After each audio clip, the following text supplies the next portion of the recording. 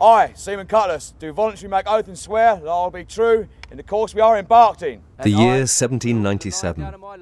Britain is expecting another invasion, this time from revolutionary France and her allies, the Spanish and the Dutch. Already the nervous sea lords have agreed to improve conditions for the mutineering navy at Spithead.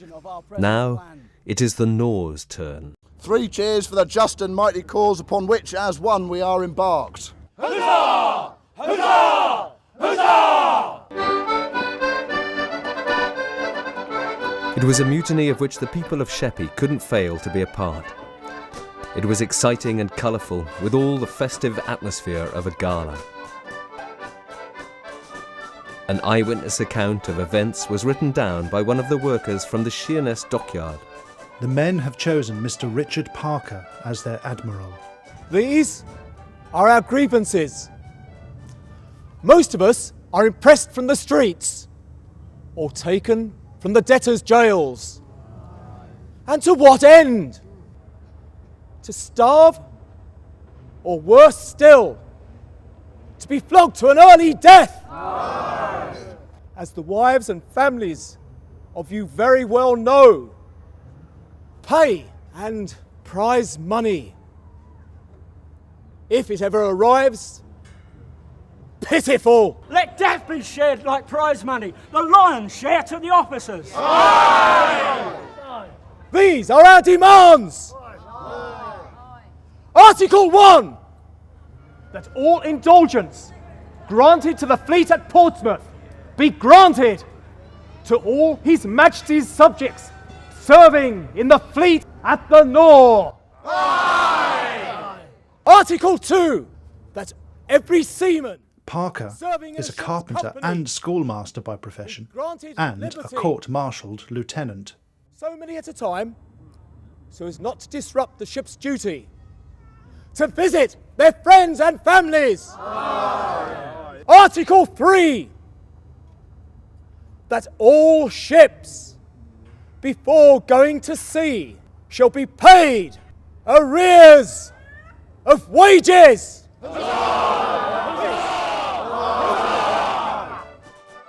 About the 22nd May, Admiral Buckner, Command-in-Chief of the Nore, left shore to go to the Sandwich. There, the delegates tried to settle their grievances, but did not succeed. Negotiation between the Sea Lords and the delegates might have been possible, as it had a few weeks earlier at Spithead, had it not been for one small action on the mutineers' part. 20 ships in Parker's fleet were blocking the Thames estuary. On the 24th of May, 1797, this blockade prevented 2 ships, the Fiorenzo and Clyde, from sailing forth into the North Sea.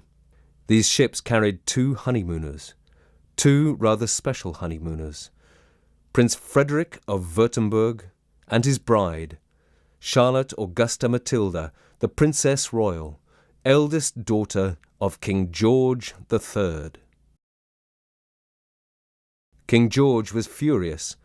Regarding the mutineers' action as a personal slight, he decreed that the Lords of the Admiralty should make not the smallest concession to the delegates. On the afternoon of Sunday 28th of May, the fort's cannons were made ready to fire at the mutineers' ships. The fun and excitement were over. The people of the town now faced being caught up in the middle of a bloody siege. Some townspeople actually made an unsuccessful attempt to arrest the mutineers. The tide had turned. The seamen were now uneasy, disheartened, scared and far from resolute. The end of the mutiny was in sight. Richard Parker was court-martialed aboard the Neptune on Thursday the 22nd of June and charged with causing mutinous assemblies and disobeying orders and treating his officers with disrespect. Just after lunch, the verdict had been reached. Having maturely weighed and considered the evidence on the part of the prosecution and of the defence, the court is of the opinion that the whole of the charges are fully proved against Richard Parker. The court therefore has determined that the said Richard Parker shall suffer death.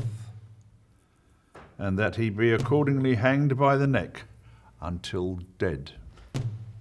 On such day and on board such ship as the Lords Commissioners of the Admiralty shall appoint. Take him away.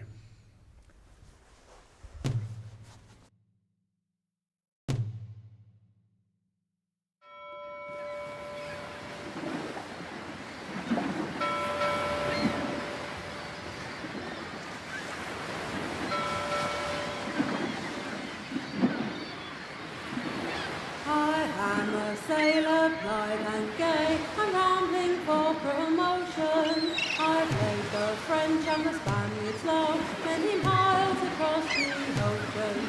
I've travelled England, Ireland too, I've travelled bonny Scotland through. Many's the pretty maid of Portsmouth, I'm a bold. Richard Parker was hung aboard the Sandwich on Friday 30th of June 1797. The mutiny had lasted less than 2 months.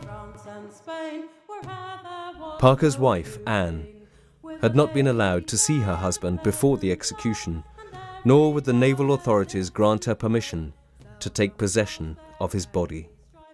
If they won't give me my man's body, then I shall have to take it. How? With your help.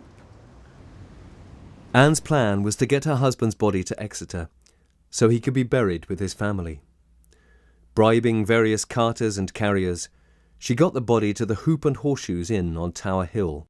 Word got round that Parker's body was at the inn, and soon hundreds of sightseers, sympathisers or morbid voyeurs, who knows, were queuing to get a view of the corpse of the infamous mutineer.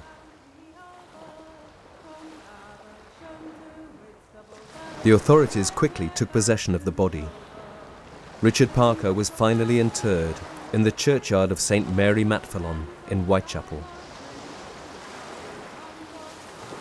Over the next 2 months, another 29 seamen were executed, including John Dunn, Richard Brown, and Thomas Appleyard, who were all buried at Minster, along with the other seamen killed in the violence and chaos that prevailed in the last days of the mutiny.